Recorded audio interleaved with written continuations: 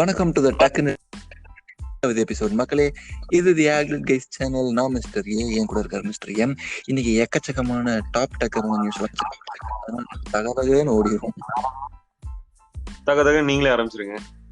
Okay, இன்றைய பெரிய announcement என்னன்னு பார்த்தீங்கன்னா, ஓப்போ அவங்க வந்து ஃபைண்ட் X2 சீரியஸ் லான்ச் பண்ணியிருக்காங்க. Find X2, find X2 Pro 2 phone launch பண்ணியிருக்காங்க. உண்மையிலே ஒரு டாப் டியர் ஃப்ளாக்ஷிப் தேவையான அத்தனை அம்சமும் பொருந்திய ஃபிளாக்ஷிப் ஃபோன்ஸ் தான் ரிலீஸ் பண்ணியிருக்காங்கன்னு தான் சொல்லுவோம். கீ ஃபீச்சர்ஸ் என்னன்னு பார்த்தீங்கன்னா, ஸ்னாப்ட்ராகன் 865 ப்ராசஸர், 5Gயோட இருக்கு. அப்புறம் 8GB 256GB இன்டர்னல் எல்லாமே வச்சிருக்காங்க. 512GB இன்டர்னல் வரைக்கும் வச்சிருக்காங்க. இதுல கேமரா பார்த்தீங்கன்னா பின்னாடி 48 மெகா பிக்சல் பிரைமரி சென்சார். அது வந்து நம்ம யூஸ்வலாக பார்க்குற 48 மெகா பிக்சல் கிடையாது. இது வந்து சோனியோட புது 689 சென்சார். இவங்க ரொம்ப க்ளோஸாக ஒர்க் பண்ணி புதுசாக கொண்டு வந்திருக்கோன்னு சொல்கிறாங்க. அது போக டெலிஃபோட்டோவுக்கு வந்து ஒரு 13 மெகா பிக்சல் சென்சார். வைட் ஆங்கிளுக்கு மறுபடியும் ஒரு 48 மெகா பிக்சல் சென்சார். ஸோ சூப்பராக பண்ணியிருக்காங்க. அது அந்த டெலிஃபோட்டோ 13 மெகா பிக்சல் சொன்னோம் இல்லையா, அது வந்து 5x பெரிஸ்கோப் ஜூமும் வச்சுருக்காங்க. ஸோ இது போக பேட்டரி பார்த்தீங்கன்னா 4260 mAh பேட்டரி, 65 வாட் சார்ஜிங்கோட 38 நிமிஷத்துல ஃபுல்லாக சார்ஜ் ஆயிடுது. ஏன்னா பேட்டரியை ரெண்டாக பிரித்து வச்சிருக்காங்க. அது போக ஃபீச்சர்ஸ் அப்படின்னு வேற என்னெல்லாம் இருக்குன்னு பார்த்தீங்கன்னா, வேற என்னெல்லாம் புதுசாக இதில் பண்ணியிருக்காங்க அப்படின்ற மாதிரி பார்த்தீங்கன்னா, பின்னாடி கிளாஸ் பேனல்ல வந்து ஒரு விதமான எச்சிங் கொடுத்துருக்காங்க அப்படின்னு சொல்றாங்க. ஸோ பேக் பேனல் வந்து கொஞ்சம் சொரசொரன்னு இருக்க மாதிரி, ஸோ கிரிப்பியாகவும் இருக்கும், பார்க்க ஷைனியாகவும் இருக்கும் அப்படின்ற மாதிரி நல்லா பண்ணியிருக்காங்க. அது போக ஃபுல்லி பெசலே இல்லாத ஒரு டிஸ்பிளே, டாப் லெஃப்ட்ல ஒரு குட்டி பஞ்ச் ஹோல் மட்டும் வச்சுட்டு, அப்புறம் ஆனால் கர்வ்டு எட்ஜஸ் வச்சிருக்காங்க. அது கொஞ்சம் நமக்கு பிடிக்காத விஷயம். கர்வ்டு எட்ஜஸ்ன்றது தேவையில்லைன்னு சொல்றது இந்த காலத்தில் மறுபடியும் கர்வ்டு எட்ஜஸ் தான் அவங்க பண்ணியிருக்காங்க. அதுவும் கொஞ்சம் நல்லாவே கர்வ் ஆயிருக்கு. வேற என்னதான் ஃபீச்சர்ஸ் பாத்தீங்கன்னா, ஆமா சின்ன வந்து என்ன சொல்றது, ரொம்ப ரொம்ப குட்டியா தான் இருக்கு. அது பாக்குறதுக்கே பெருசா ஒன்றும் தெரியல, ரொம்ப குட்டியா சின்ன அப்படின்லாம் அந்த லான்ச் ஈவென்ட்ல சொல்லிருக்காங்க. ஓகே. அப்புறம் 12 பிட் கலர், முதல் முறையா ஒரு கேமரால 12 பிட் கலர் கொண்டு வந்திருக்காங்க. ஸோ யூஸ்வலா வந்து 8 பிட் 10 பிட் கலர்ஸ் ரெக்கார்டிங் தான் இருக்கும். ஸோ தட் கலர் டோன்ஸ் வந்து எக்ஸ்ட்ரீம்லி அக்யூரேட்டாக இருக்குது அப்படின்னு ரிவ்யூ பண்ணவங்களும் சொல்லியிருக்காங்க. வீடியோலையும் சரி, பிக்சர்ஸ்லையும் சரி. இது போக இது வந்து 4K 60 FPS வரைக்கும் சப்போர்ட் பண்ணுது. அல்ட்ரா ஸ்டெடி மோஷனும் இருக்குது. அப்புறம் அல்ட்ரா டார்க் நைட் மோடுன்னு ஒன்று வச்சுருக்காங்க. ஸோ அது வந்து ட்ரைபாடில் மாட்டினோம்னா 30 செகண்ட்ஸ் ஃபோட்டோ எடுக்கும். இது வந்து எல்லா லென்ஸ்லையுமே இதெல்லாம் ஒர்க் ஆகிற மாதிரி வச்சுருக்காங்க, இந்த எல்லா ஃபீச்சர்ஸுமே. அது போக ஹெச்டிஆர் வந்து ஹார்ட்வேர் லெவல்ல ஹெச்டிஆர் வீடியோ ரெக்கார்டிங் பண்றாங்க. ஸோ வீடியோலேயே வந்து ஹெச்டிஆர் சூப்பரா இருக்கு. மற்றபடி எல்லாம் இந்த மாதிரி. அப்புறம் முக்கியமான விஷயம் பார்த்தீங்கன்னா, DxO மார்க், அதில் இப்போ X2 Pro தான் நம்பர் 1 ஃபோன். அந்த அளவுக்கு கேமரா தரமா கொடுத்துருக்காங்க. எக்கச்சக்க ஃபீச்சர்ஸ் கொடுத்து விளையாடி இருக்காங்க. சூப்பர்ல. ஆமா. மற்றபடி இந்த ஹாப்டிக் ஃபீட்பேக்கும் சூப்பரா இருக்கு. வேற எதை சொல்றதுனே தெரியல. எல்லாமே ரொம்ப நல்லா தான் வச்சிருக்காங்க. ஆமா, ஹாப்டிக் ஃபீட்பேக் கூட நல்லா சாஃப்ட்டா இருக்கு அப்படின்னு சொல்லிருந்தாங்க ரிவ்யூல. ஆமா. அப்புறம் டால்பி டுவல் ஸ்பீக்கர்ஸ் வச்சிருக்காங்க. அதுவும் டால்பி சரவுண்ட் சவுண்டோட. சூப்பர். சோ இதெல்லாம் இன்னைக்கு யூரோப் லான்ச்ல நடந்துச்சு இல்லையா? ஆமாமா. இன்னொரு முக்கியமான விஷயம் சொல்ல மறந்துட்டேன். வந்து டிஸ்பிளே வந்து 120 Hz ரெஃப்ரெஷ் ரேட்ல அந்த QHD டிஸ்பிளே ரெண்டுமே அட் அ டைம்லயும் ஆன் பண்ணி வச்சுக்கலாம். ஆனா இப்படி பண்ணா பேட்டரி சீக்கிரம் கம்மியாகும் சொல்றாங்க. பட் உங்களுக்கு ஏதாவது ஸ்பெஷல் நீட்ஸ் இல்ல அந்த டைமுக்கு ஏதாவது ஷோ ஆஃப் பண்ணணும் அப்படின்னு ஆசைப்பட்டீங்கன்னா ரெண்டுமே ஒரே நேரத்தில் கூட ஆன் பண்ணி வச்சுக்கலாம். சூப்பர். ரெண்டுமே பேட்டரி மெயின்டைன் பண்ணும், ரெண்டையும் சேர்த்து வச்சா அருமை. ஆமா. ஓகே. இன்னைக்கு இது வந்து யூரோப்ல லான்ச் பண்ணாங்க. இந்த லான்ச் ஈவென்ட் முடியும் போது அவங்க ஓப்போ வாட்ச் வந்து நாங்க நெக்ஸ்ட் ஈவென்ட்ல காமிக்கிறோம் அப்படின்னு சொன்னாங்க. பட் ஆனா அந்த வாட்ச் ஆல்ரெடி சைனால லான்ச் பண்ணிட்டாங்க. ஸோ அப்படியே ஆப்பிள் வாட்சோட க்ளோன் மாதிரி தான் இருக்கு. பட் ஆனா இது வந்து நல்ல 3D கர்வ்டு ஸ்கிரீன் அப்படின்னு சொல்றாங்க. இந்த வாட்ச்ல மட்டும் 42 பேட்டர்ன்ஸ் ஓப்போ ரெஜிஸ்டர் பண்ணிருக்காங்களாமா. வாட்ச்ல 2 ப்ராசஸர் யூஸ் பண்றாங்களாமா. ஒரு ப்ராசஸர் வந்து இன்டென்சிவான டாஸ்க் அப்போ வந்து ஸ்னாப்டிராகன் ப்ராசஸரும், நார்மலான டாஸ்க் இப்போ அந்த டைம் ஹார்ட் பீட்டு இந்த மாதிரிலாம் யூஸ் பண்ணும்போது வந்து நார்மலும் யூஸ் பண்ணுங்கிற மாதிரி. ஸோ இப்போ நார்மலான ப்ராசஸர் யூஸ் பண்ணா பேட்டரி வந்து 20 days வருதாமா. ஒரு ஸ்மார்ட் வாட்ச்ல 20 days பேட்டரி வருதுன்னா தரம். அதுவே இந்த மாதிரி நம்ம intention snap dragon processor use பண்ணா 40 hours பேட்டரி வருதாமா. ஸோ பேசிக் அந்த 42 ஒரு பேசிக் ஒரு பேண்ட் மாதிரி யூஸ் பண்ணா 20 days சார்ஜ் வரும். ஸ்மார்ட் வாட்சா யூஸ் பண்ணீங்கன்னா 40 hours வரும். 40 hours ரைட். ஓகே, நல்லா பண்ணிருக்காங்க. இதோட ஸ்டார்டிங் பிரைஸ் வந்து 15,000 ல இருந்து ஸ்டார்ட் ஆகுது. சோ இதுலயே செராமிக், லெதர் இந்த மாதிரி எல்லாம் டிஃபரெண்டான வேரியன்ட்லாம் இருக்கு. அது 26,000 வரைக்கும் பிரைஸ் போகுது. ஓகே, 15,000ன்றது சின்ன size watch. Correct. 42 mm. 42 mm. பெருசு வந்து 46 mm. என்னோட அடுத்த நியூஸ் பார்த்தீங்கன்னா ப்ராஜெக்ட் சாண்ட் கேசல் அப்படின்னு ஒன்று பண்ணிருக்காங்க. ஆக்சுவலாக ஏற்கனவே ஒரு தடவை பண்ணியிருந்தாங்க. அது வந்து ஒரிஜினல் ஐஃபோன் இருக்கு இல்லையா, ஃபர்ஸ்ட் அந்த ஐஃபோன்லேயே வந்து ஆண்ட்ராய்டு ரன் பண்ணி காமிச்சாங்க அந்த ப்ராஜெக்ட் வச்சு. அந்த ப்ராஜெக்ட்ல இப்போ மறுபடியும் பண்ணிட்டு இருக்காங்க. என்னன்னா iPhone 7 Plus இந்த 2 ஃபோனும் இப்போ வந்து ஆண்ட்ராய்டு வந்து இன்ஸ்டால் பண்ணிக்க முடியும் அப்படின்ற மாதிரி, சைட் லோட் பண்ணி வச்சுக்கலாம், டூவல் பூட் பண்ணிக்கலாம் அப்படின்ற மாதிரி. இது ஆனால் இப்போதைக்கு பீட்டா வெர்ஷனில் தான் இருக்குது. ஸோ நீங்கள் ஆண்ட்ராய்டு ஓஎஸ்குள்ளே இருக்கும்போது உங்களுக்கு மொபைல் சிக்னலோ, ஜிபியூ யூஸ் பண்ணுறதோ, கேமரா யூஸ் பண்ணுறதோ இது எல்லாமே எதுவுமே பண்ண முடியல. பட் கூடிய சீக்கிரம் அதுவும் டெவலப் பண்ணிட்டு இருக்கோம்னு சொல்கிறாங்க. இது வந்து இந்த டெஸ்டிங் அதுக்கெல்லாம் வந்து ரொம்ப ஹெல்ப்ஃபுல்லாக இருக்கும் அப்படின்னு சொல்கிறாங்க. ப்ளஸ் அது போக என்ன சொல்கிறது, ஹார்ட்வேர் நீங்கள் ஓன் பண்ணீங்கன்னா you should be able to run what ever you want on it அப்படின்ற ஒரு மோட்டோவோட பண்ணியிருக்கோம் அப்படின்ற மாதிரி சொல்லிட்டு இருக்காங்க. இது மெயின்லி டெவலப்பர்ஸ் அண்ட் ரிசர்ச் பர்பஸ்க்காக தான் அதிகமாக யூஸ் ஆக போகுது அப்படின்ற மாதிரி சொல்லிட்டு இருக்காங்க. Oh super. ஓகே, ட்ராய் இந்தியாவோட telecom regulatory authority of India, ஆமா அவங்க வந்து லிஸ்ட் விட்டுருக்காங்க. டிசம்பர் 2019 படி ஃபைபர் இன்டர்நெட் கனெக்ஷன் வந்து எவ்வளவு யூஸ் பண்றாங்க அப்படின்ட்டு. ஸோ ஜியோ வந்து இப்போ ரீசெண்டா கொஞ்ச நாள் முன்னாடி தான் லான்ச் பண்ணாங்க. அவங்க இருக்காங்க 86 lakhs சப்ஸ்கிரைபர்ஸ் இருக்காங்க ஜியோக்கு. பிஎஸ்என்எல் தான். ஸோ அவங்களுக்கு வந்து 8.53 million சப்ஸ்கிரைபர்ஸ் இருக்காங்க. 10 times அதிகமா இருக்காங்க. அடுத்தது யாருன்னா ஆப்பிள் இருக்காங்க, அப்புறம் அது ஃபாலோயிங் ஆக்ட் இருக்காங்க, அதுக்கப்புறம் ஹாத்வே இருக்காங்க. ஸோ இதான் டாப் 5 இந்தியாவோட. நெட்ஃபிளிக்ஸ் ஆனா என்ன சொல்லிருக்காங்கன்னா ஜனவரி 2020 படி ஜியோ தான் ஃபாஸ்டான வந்து வைரல் அப்படின்னு நெட்ஃபிளிக்ஸ் பண்ணிருக்காங்க. Okay okay nice. Pixel 4 அப்படின்னு ஒரு லெஜெண்டரி டிவைஸ் ஒன்று லான்ச் ஆச்சு கொஞ்சம் மாசத்துக்கு முன்னாடி, கிட்டத்தட்ட அக்டோபர்ல லான்ச் ஆயிருக்கு. Pixel 4, Pixel 4 XL 2 ஃபோனுமே என்ன சொல்றது, Pixel 4 ஃபோன் வந்தாவே அதுக்கு வந்து ஹைப் பயங்கரமா இருக்கும். அதுல முக்காவாசி பயலுக்கு வந்து அதை எடுத்து அதை வச்சு மீம் போடுறதுக்காகவும் அதை கலாய்க்கிறதுக்காகவும் தான் ஃபீச்சர்ஸ் எல்லாம் என்ன வருதுன்னு ஆர்வமா வெயிட் பண்ணிட்டு இருப்பாங்க. அதுக்கு ஏத்த மாதிரி தான் இந்த வாட்டியும் விட்டாங்க, 4 எல்லாம் விட்டாங்க.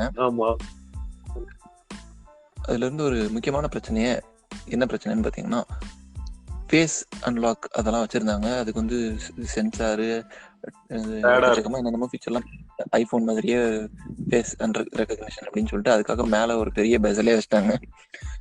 Pixel 3ல வந்து ரொம்ப கேவலமா இருந்துச்சுன்னு சொன்னோன்னே, நாச்சா இருந்தா தானே உங்களுக்கு பிரச்சனை அப்படின்னு சொல்லிட்டு சைட்லயும் ஃபுல்லா கருப்படிச்சு மொத்தம் டாப்ல மட்டும் பெசல் மாதிரி வச்சிட்டாங்க, பெரிய நெத்தி இருக்க மாதிரி. அதுல மெயினா என்ன பிரச்சனை இருந்துச்சுன்னா, ஐபோன் மாதிரின்னு ஐபோன்ல விட்டு 2 வருஷம் கழிச்சு விட்டீங்களே, ஆனா இது வந்து யூசர் வந்து கண்ணை மூடிட்டு இருக்கும்போது அதை காமிச்சாலும் அன்லாக் பண்ணிடுது. இது எந்த விதத்துலடா செக்யூரிட்டி? யூசர் தூங்கிட்டு இருக்கும்போது அவன் போன் எடுத்து மூஞ்சி முன்னாடி வச்சுட்டு நீ அன்லாக் பண்ணிட்டு ஓடி போயிடலாம், என்ன வேணா பண்ணலாம். இந்த மாதிரி ஒரு அழகான ஒரு செக்யூரிட்டி ஃபீச்சர் கொடுத்துருந்தாங்க. அந்த ஃப்ளா இருக்குன்னு சொன்னோம்னா அக்டோபர்ல உடனே ரிப்ளை பண்ணிட்டாங்க கூகுள். சாரி இதுக்கு வந்து நாங்க ஒரு சாஃப்ட்வேர் ஃபிக்ஸ் பண்றோம் பாருங்க அப்படின்னு சொன்னாங்க. இன்னும் பண்ணிட்டு தான் இருக்காங்க இப்போ வரைக்கும். அப்பப்போ என்னமோ இது ஃபீச்சர் ட்ராப் அப்படின்லாம் சொல்லிட்டு சாஃப்ட்வேர் அப்டேட்ஸ் எல்லாம் விடுவாங்க. என்னன்னு பாத்தீங்கன்னா உங்க டார்க் மோட் அது வந்து சன்லைட்டை பொறுத்து நீங்க பண்ணிக்கலாம் அப்படின்றது வந்து இப்பதான் விட்டுருக்காங்க. அது வந்து ஒரு பெரிய ஃபீச்சர் ட்ராப் அப்படின்ற பேர்ல எல்லாம் சாஃப்ட்வேர் அப்டேட்லாம் விட்டாங்க. இவ்வளவு வேகமாக போயிட்டு இருக்கும் பிக்சல் 4 எக்ஸல் சாஃப்ட்வேர் டெவலப்மெண்ட்ல இப்பதான் வந்து இந்த கண்ணு மூடி இருந்தாலும் அன்லாக் ஆகுறத வந்து டிசேபிள் பண்றதுக்கு ஒரு ஆப்ஷன் போறதாக சொல்லி பல மாதங்களான இந்த நிலையில இப்பதான் ஒரு சில டெவலப்பர்ஸ் எல்லாம் கோட்ல கண்டுபிடிச்சிருக்காங்க. இதுக்கான கோடும் இன்க்ளூட் பண்ணிட்டு இருக்காங்க. ஸோ விரைவில் அந்த சாஃப்ட்வேர் அப்டேட் வந்தாலும் வந்துடும் அப்படின்னு சொல்லிட்டு இருக்காங்க. இப்ப இருக்கிற பிக்சல் 4 யூசர்ஸ் கூட செக் பண்ணி பார்க்கலாமாமா.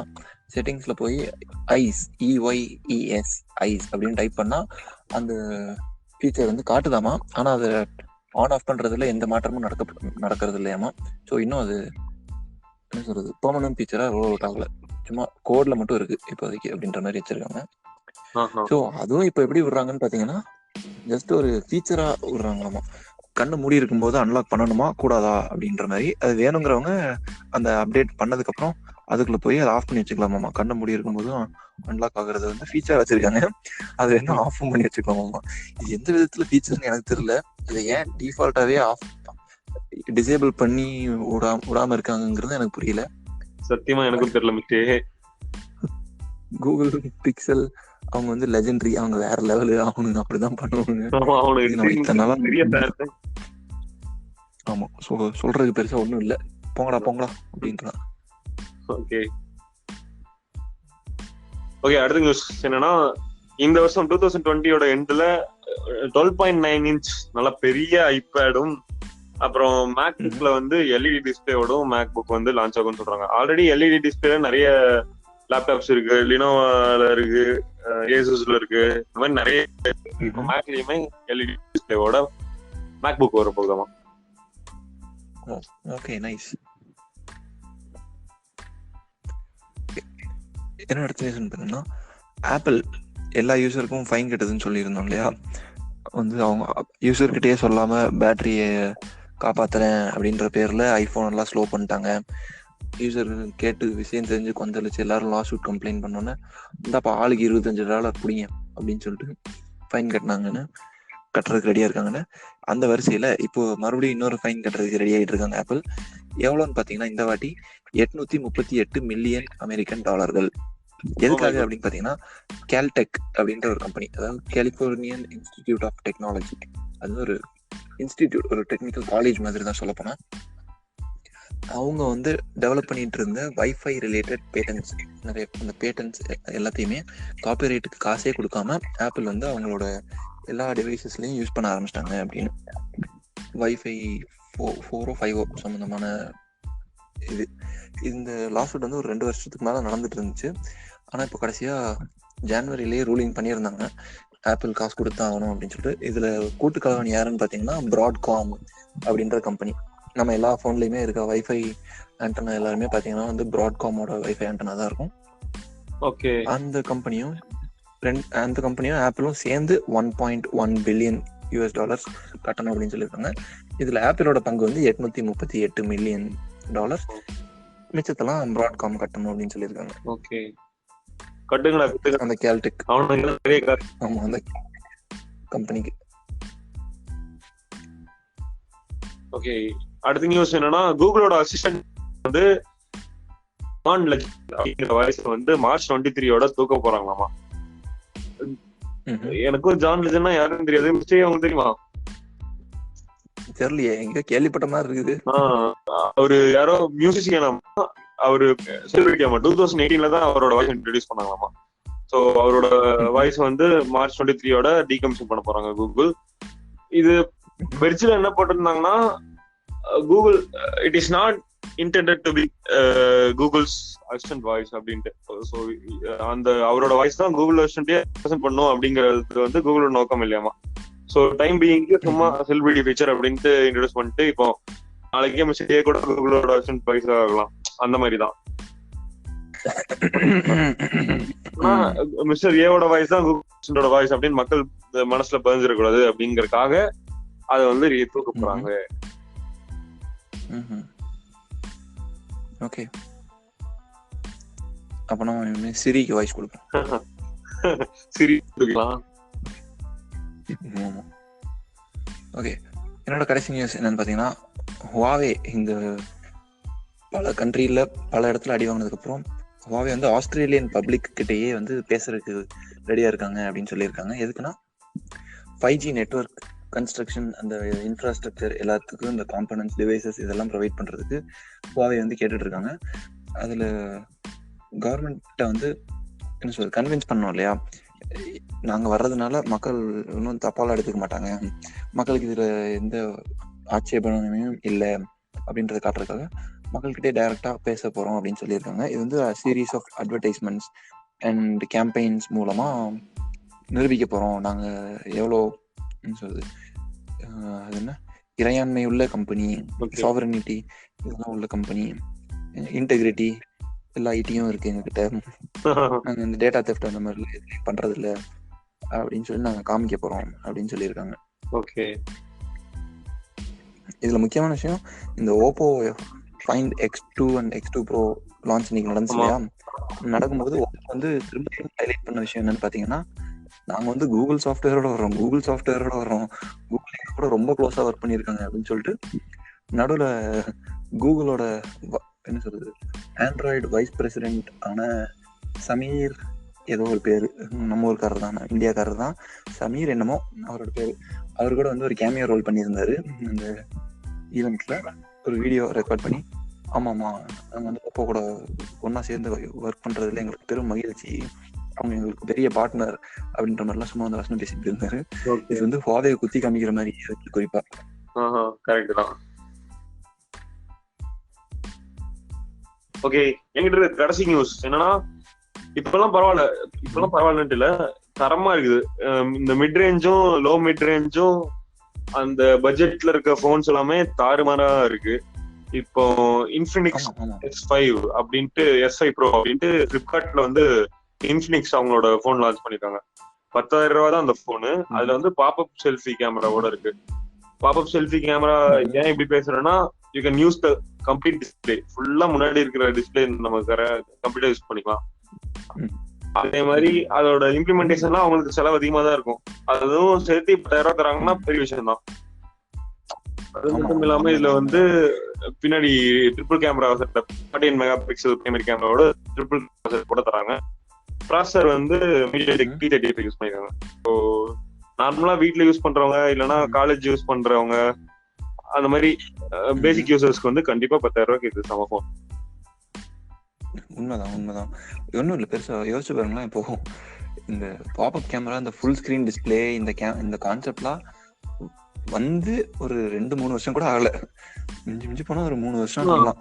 3 வருஷத்துக்கு முன்னாடி கான்செப்ட் போன்ஸ் வந்திருக்கும், ஒரு 2 வருஷத்துக்கு முன்னாடி ஃபிளாக்ஷிப் போன்ல வந்துச்சு, இப்போ 1 வருஷத்துக்கு முன்னாடி மிட் ரேஞ்ச் போன்ல வந்துச்சு, 10,000 ரூபாய் போன்ல இருக்கு பேசிக். ஆமா, அதுதான் கடந்த ஒரு சொல்ல போனா ஒரு 4 வருஷமாவே இந்த basic phones and mid range போன்ஸோட growth வந்து வியக்கத்தகுந்த வகையில தான் இருக்குன்னு சொல்லணும். வேற லெவல்ல ஒண்ணும் இல்ல. ஒரு 4 வருஷத்துக்கு முன்னாடி மிட் ரேஞ்ச் போன், இப்ப இருக்க மிட் ரேஞ்ச் போன் எடுத்து பார்த்தா ரெண்டுக்கும் ஏணி வச்சா கூட எட்டாதுன்றது இல்ல. உண்மைதான். அதே மாதிரி 2020 எண்டுக்குள்ள கண்டிப்பா மிட் ரேஞ்ச் போன்லயே டிஸ்ப்ளே ஃபிங்கர் பிரிண்ட் வந்தாலும் ஆச்சரியப்படுறது. ஆமா, இப்பவே என்ன சொல்றது, மிட் ரேஞ்ச் போன்னா நம்ம என்ன அந்த 15,000 to 18,000 அந்த பட்ஜெட்ல எல்லாம் ஆல்ரெடி இருக்கே. நம்ம எதை எடுத்தாலும் எல்லாத்தையுமே கொண்டு வந்துட்டாங்கன்ற ரேஞ்சுக்கு தான் இருக்கு கிட்டத்தட்ட. ஆமா, கரெக்ட். ஹை ரெஃப்ரெஷ் ரேட் வந்தாச்சு 15,000 ரூபாய் போன்ல. 90 Hz டிஸ்ப்ளே எல்லாம் 13,000 இருந்துச்சு. 30 வாட்ஸ் சார்ஜரோட 13,000 ரூபாய்க்கு இருக்குன்னு பாத்துக்கோங்க.